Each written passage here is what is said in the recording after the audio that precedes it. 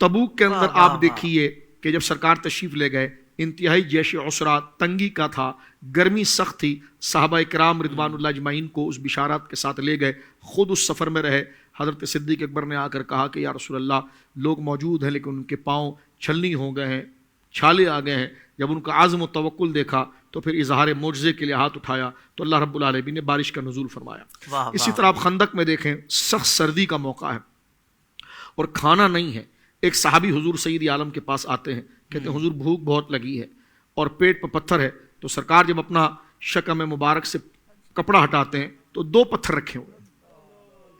یعنی پھر اس مشن کے اندر یہ نہیں کہ تم میرے مرید ہو، مقتدی ہو اور تم میرے ماتحت ہو تو لہٰذا لگے رہو، بلکہ اس سے زیادہ پھر ثابت قدمی کا مظاہرہ کرنا، تاکہ جو ساتھ میں لوگ ہیں ان میں اس ایشو اور کاز کے لیے، اس کی اہمیت کے لیے اور دل جم کر آ جائیں۔ لیکن اس میں آپ دیکھیے کہ جب سوکھی روٹی کے چند ٹکڑے آ جائیں اور اس کو آپ اپنے ہاتھ میں لے کر دسترخوان پر ڈال دیں تو وہ 1400 کے لیے پورا ہو جائے۔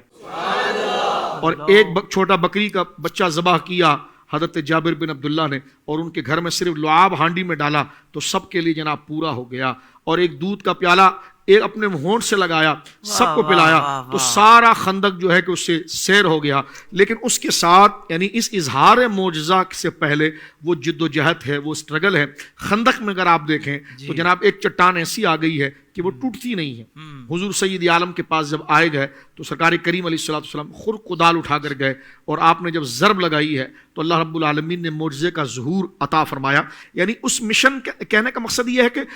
صحابہ کرام رضوان اللہ اجمعین کو عملی شکل میں اور عملی مظاہرے میں اتنا اوپر تک لے جانا فکر کے ساتھ کہ پھر اس کے اوپر درجہ صرف معجزے کا ہی رہے۔ اللہ اکبر۔ اب دیکھیں کہ جس طریقے سے خندق کھودی گئی، جتنے دن کے اندر کھودی گئی، کم عرصے کے اندر کھودی گئی، جتنی بڑی کھودی گئی، اور اس میں اپنا جو سارا بس تھا اور جو اپنی بساط تھی صحابہ کرام نے اس کی حد کر کے دکھا دی۔ لیکن جب چٹان آئی تو اب ہزار معجزہ ہوا، اور آپ نے کدال سے جب اس کو لگایا تو اس میں سے چٹان میں سے روشنی پیدا ہوئی، اور فرما مبارک ہو اللہ نے مجھے ملک فارس کی بشارت دے دی ہے، اور مبارک ہو مجھے اللہ رب العالمین نے مجھے روم کی بشارت دے دی ہے۔ تو کسی کے ذہن پر اور ماتھے پر اللہ مصاب شک کا شکن بھی نہیں آتا کہ یہاں پر تو جان بچانے کے لیے خندق کھودی جا رہی ہے، اور جناب سامنے سے لشکر 10 گنا زیادہ آ گیا ہے، اور بشارت سپر پاور کی فتح کی دی جا رہی ہے۔ ان کو پتا ہے یہ روز اول سے ہم نے جو غار حرا سے لوٹ کر آپ کی ایک ایک بات اور نصیحت پر عمل کیا ہے، تو آج یہ حال ہمارے سامنے ہے۔ تو گویا کہ ایک اپنے کردار کے ذریعے اعتماد کو بحال کرنا، انہی کے ساتھ بیٹھنا، انہی کے ساتھ کھانا،